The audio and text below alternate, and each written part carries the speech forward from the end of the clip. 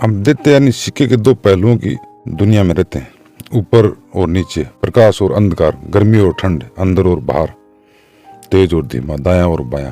ये हजारों विपरीत ध्रुवों के सिर्फ कुछ उदाहरण है। एक ध्रुव के अस्तित्व के बिना दूसरा ध्रुव होना संभव नहीं है। अगर बाईं तरफ नहीं है तो क्या दाईं तरफ संभव है? संभव ही नहीं है। इसे ये निष्कर्ष निकलता है कि जिस पर धन के बाहरी नियम होते हैं उसी तरह इसके अंदरूनी नियम भी होने ही चाहिए। बाहरी नियमों में व्यवसायिक ज्ञान, धन प्रबंधक और निवेश तकनीकी जैसी चीजें शामिल है। ये अनिवार्य है, लेकिन अंदरूनी खेल भी उतना ही महत्वपूर्ण है कि इसका एक उदाहरण कारपेंटर और उसके औजार हैं। बेहतरीन औजार जरूरी है, लेकिन उन औजारों का कुशलता से प्रयोग कर सकने वाला बेहतरीन कारपेंटर भी बनना उससे भी ज्यादा जरूरी है। मैं एक बात अक्सर कहता हूँ कि सही समय पर सही जगह होना ही काफी नहीं है, आपको सही समय और सही जगह पर सही व्यक्ति बनना होगा। तो आप कौन है? आप किस तरह सोचते हैं? आपकी धारणाएं क्या हैं? आपकी आदतें और खूबियां क्या हैं? आप अपने बारे में सचमुच कैसा महसूस करते हैं? आपको खुद पर कितना भरोसा है? दूसरों के साथ आपके कैसे संबंध है? आप दूसरों पर कितना भरोसा करते हैं? क्या आप महसूस करते हैं कि आप दौलत के हकदार हैं या काबिल हैं? डर, चिंता, असुविधा, परेशानी के बावजूद आप कितना काम कर सकते हैं? क्या आप मूड न होने पर भी काम कर सकते हैं? सच तो ये है कि आपका चरित्र, सोच और विश्वास आपकी सफलता के स्तर को निर्धारित करने में बहुत महत्वपूर्ण भूमिका निभाते हैं। क्या आपने उन लोगों के बारे में सुना है जिन्होंने खुद को वित्तीय रूप से बर्बाद कर डाला? क्या आपने इस बात पर गौर किया है कि कुछ लोगों के पास ढेर सारा पैसा तो आ जाता है लेकिन वे उसे गंवा देते हैं, या फिर कुछ लोगों के पास बेहतरीन अवसर होते हैं और उनकी शुरुआत भी अच्छी होती है, लेकिन बाद में सब कुछ टाएं फिस हो जाता है। अब आप असली वजह जानते हैं। बाहर से तो ये बदकिस्मती, अर्थव्यवस्था की मंदी या बुरा पार्टनर या चाहे जो दिख सकता है। बहरहाल अंदर की तरफ यह एक अलग ही मामला है। अगर आपके पास बहुत सा पैसा आ गया है लेकिन आप भीतर से इसके लिए तैयार न हो तो ये इस बात की संभावना है कि दौलत आपके पास ज्यादा देर तक नहीं टिकेगी और आप उसे गंवा देंगे। ज्यादातर लोगों के पास ढेर सारे पैसे बनाने और रखने की आंतरिक क्षमता ही नहीं होती है।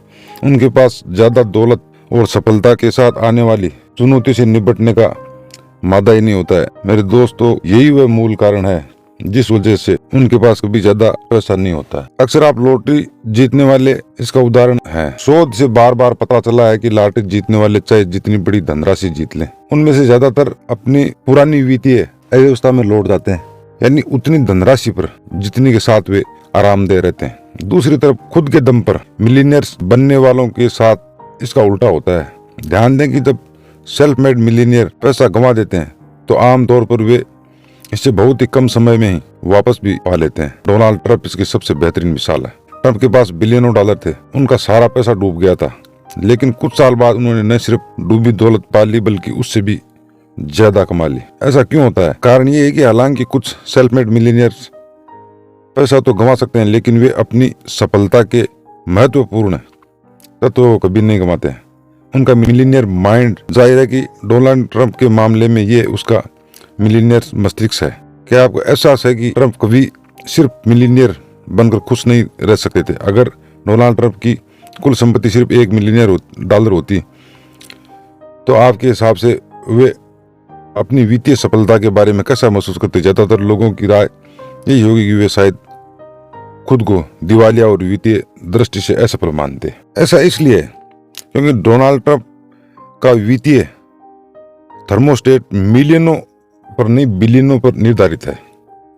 ज्यादातर लोगों का वित्तीय थर्मोस्टेट मिलियनों पर नहीं हजारों डॉलर कमाने पर निर्धारित होता है। कुछ लोगों का वित्तीय थर्मोस्टेट हजारों पर ही नहीं बल्कि सैकड़ों पर निर्धारित होता है, जबकि कुछ का वित्तीय थर्मोस्टेट तो शून्य से भी नीचे निर्धारित होता है। वे लोग बुरी तरह ठिठुर रहे हैं, लेकिन उन्हें जरा भी अंदाजा नहीं है कि ऐसा क्यों हो रहा है। सच्चाई है कि ज्यादातर लोग कभी अपनी पूरी क्षमता तक पहुंच ही नहीं पाते हैं। ज्यादातर लोग सफल नहीं है। सोच से पता चला है कि 80% लोग कभी भी अपनी मनचाही जिंदगी जीने के लिए वित्तीय रूप से स्वतंत्र या आत्मनिर्भर नहीं बन पाएंगे, और वे 80% लोग कभी सचमुच खुशी होने का दावा भी नहीं कर पाएंगे। कारण आसान है, अधिकांश लोग बेहोशी में जी रहे हैं। वे स्टीयरिंग व्हील पर झपकी ले रहे हैं, वे जीवन के सही स्तर पर काम करते और सोचते हैं कि जो सिर्फ उस पर आधारित होता है जिसे वे देख सकते हैं, वे सिर्फ ऊपरी तौर पर दिखाई देने वाले संसार में जीते हैं। जैसे एक पेड़ की कल्पना करें। मान लें कि ये जीवन का पेड़ है, इस पेड़ पर फल लगे हैं। जीवन में हमारे फल हमें मिलने वाले परिणाम हैं। हम इन फलों को देखते हैं और वे हमें पसंद नहीं आते हैं, वे कम हैं, छोटे हैं या उनका स्वाद अच्छा नहीं है, तो हम आदतन क्या करते हैं, हम में से ज्यादा लोग फलों पर यानी मिलने वाले परिणामों पर ध्यान केंद्रित करने लगते हैं। लेकिन वे फल वास्तव में आए कहाँ से हैं? फल तो बीज और जड़ों से उत्पन्न होते हैं। जो जमीन के अंदर है वह जमीन के ऊपर की चीजों को पैदा करता है। जो दिखता नहीं है वो दिखने वाली चीज की रचना करता है। इसका क्या मतलब है? इसका मतलब ये है कि अगर आप फलों को बदलना चाहते हैं तो पहले आपको जड़ों को बदलना होगा। अगर आप दिखाई देने वाली चीजों को बदलना चाहते हैं तो इसके लिए आपको अदृश्य चीजों को बदलना होगा। जाहिर है कि जो चीज अदृश्य होती है वो दिखने वाली चीजों से ज्यादा महत्वपूर्ण होती है, ताकतवर होती है। जैसे आप एग्जाम्पल के तौर पर बिजली को ले लें। बिजली दिखती नहीं है मगर उसके पावरफुल ज्यादा, उसको हाथ लगाओ तो कभी ऐसा हो कि ये बिजली का बिल भरते हैं। बिजली को देख नहीं सकते लेकिन आप बेशक इसकी शक्ति पहचान सकते हैं और इसका इस्तेमाल कर सकते हैं। अगर आपको इसके अस्तित्व के बारे में किसी भी तरह की शंका हो तो अपनी उंगली बिजली के किसी सॉकेट में डालकर देख लें तो उसका आपका डाउट खत्म हो जाएगा। जैसे आप इस दुनिया में जो नहीं देख सकते हैं वह किसी भी दिखने वाली चीज से ज्यादा शक्तिशाली होती है। आप इस बात से चाहे सहमत हो या न हो, लेकिन किसी हद तक आप इस सिद्धांत को अपने जीवन में लागू नहीं करते हैं, उस हद तक आपको कष्ट उठाना पड़ेगा, क्योंकि आप प्रकृति के उन नियमों के खिलाफ जा रहे हैं जिनके द्वारा जमीन के नीचे की चीज जमीन के ऊपर की चीज उत्पन्न करती है, जिसके द्वारा न दिखने वाली चीजें दिखने वाली चीजों को उत्पन्न करती है। इंसान प्रकृति के ऊपर नहीं है बल्कि उसका हिस्सा है। इसका मतलब ये है कि जब हम प्रकृति के नियमों के जड़ों यानी अपने आंतरिक संसार पर काम करते हैं तो हमारे जीवन का प्रवाह अच्छा रहता है। जब हम ऐसा नहीं करते हैं तो जिंदगी मुश्किल हो जाती है। दुनिया के हर जंगल, हर खेत, हर बगीचे में जमीन के अंदर की चीजों ने जमीन के ऊपर की चीजों को पैदा किया है। आप भविष्य में मिलने वाले फलों को अवश्य बदल सकते हैं, लेकिन ऐसा करने के लिए आपको जमीन की खुदाई करनी होगी और जड़ों को मजबूत करना होगा, जड़ों पे काम करना होगा। कैसे छोटी सी बातचीत से मैं सिर्फ आपके धन और सफलता के ब्लूप्रिंट को पहचान सकता हूँ। हम में से हर एक के पास धन और सफलता का व्यक्तिगत ब्लूप्रिंट होता है जो हमारे अवचेतन मन में छिपा होता है। यह ब्लूप्रिंट आपकी वित्तीय तकदीर को जितना तय करता है उतना कोई और चीज नहीं करती है। धन का ब्लूप्रिंट क्या है? ये किसी मकान के ब्लूप्रिंट जैसा ही होता है, यानी उस खास मकान की पहले से बनी योजना का डिजाइन। इसी तरह आपके धन का ब्लूप्रिंट धन के मामले में आपकी पहले से बनी योजना का प्रोग्राम है। अब मैं आपको एक बहुत ही महत्वपूर्ण फार्मूला बताना चाहता हूँ। ये फार्मूला तय करता है कि आप अपनी वास्तविकता और दौलत की किस तरह उत्पन्न करते हैं। मानवीय क्षमता के क्षेत्र के कई सम्मानित शिक्षकों ने इस फार्मूले को अपने शिक्षण की बुनियादों से बनाया। आपका वित्तीय ब्लूप्रिंट धन के क्षेत्र में आपके विचारों, भावनाओं और कार्यों के तालमेल का परिणाम है। तो धन का आपका ब्लूप्रिंट कैसे बनता है?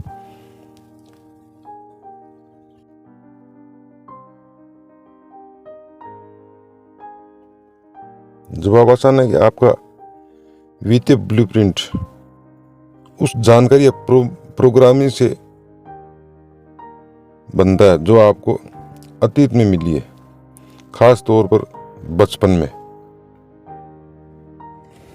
इस कंडीशन के मूल स्रोत कौन है? ज्यादातर आपके परिवार या आपके दोस्त, वो सब जिस माहौल में आप रहते हैं, वो सब जिस माहौल में आप रहेंगे उन्हीं लोगों की तरह आप सोचेंगे।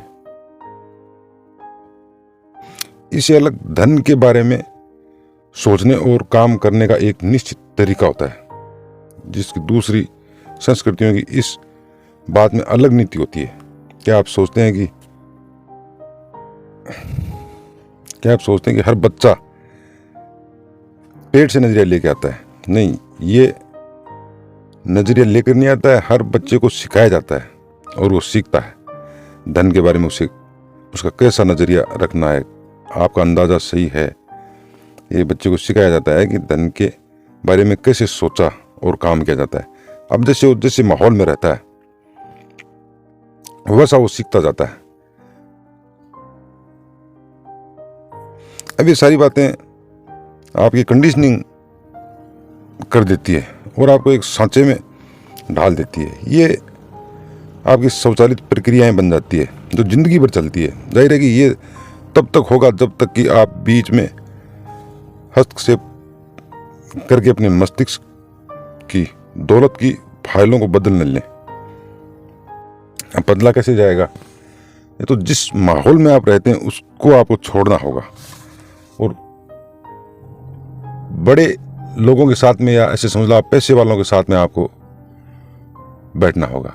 अब बहुत बड़े या जो धनवान लोग हैं वो तो गरीब लोगों के साथ में बैठेंगे नहीं। तो इसके लिए जो मिलीनियर माइंड के लोग हैं उनकी सीडी आप सुन सकते हैं या कोई सेमिनार अटेंड कर सकते हैं। और वो लोग, हमने पहले कहा था कि विचार भावनाओं तक ले जाते हैं, भावना कार्यों तक और कार्य परिणामों तक। तो एक दिलचस्प सवाल ये उठता है कि आपके विचार कहाँ से उत्पन्न हो रहे हैं?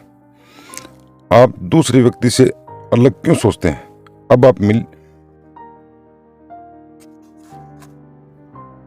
अब आपके विचार उन जानकारी की फाइलों से उत्पन्न होते हैं जो आपको दिमाग की अलमारियों में होती है। और ये जानकारी कहाँ से आती है? ये आपके अतीत की प्रोग्रामिंग से आती है। ये सच है, आपके अतीत की कंडीशनिंग आपके दिमाग में आने वाले हर विचार को तय करती है।